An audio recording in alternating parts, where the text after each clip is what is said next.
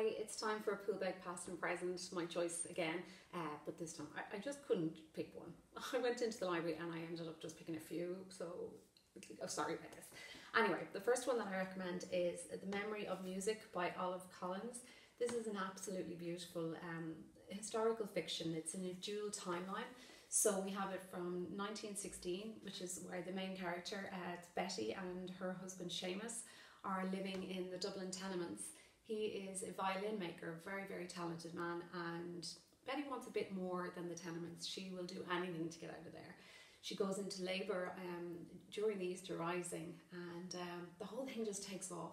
Then it flashes forward to 2016, where her grandchildren and great-grandchildren are kind of curious as to what made Betty who she was. So I really recommend this one. Another one I have, another historical dual timeline, and it's Claire Allen, The First Time I Said Goodbye. This is from a couple of years back and it touched me so much.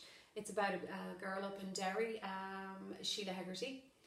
She's a factory girl and she meets a US Marine based in Derry, and they just totally fall madly in love with each other, make plans to move back to the States. He heads back when his corps are sent back and she's applied for a visa. Something goes wrong. So we flash forward then, and Sheila is coming back to Derry with her daughter Annabelle, and we find out what happened. Very, very good. It was a roller coaster of emotions reading this one. You really enjoy it. Flashing back a long time ago, I remember reading it though, 1989, and this is Alan Shatter's Laura. I think everybody in the country read this when it came out first. They were talking about rude bits being in it, and you know, they seemed rude at the time. They're not really that bad. Anyway, he's well, as we know, he's a famous politician. At the time, he was just kind of starting out.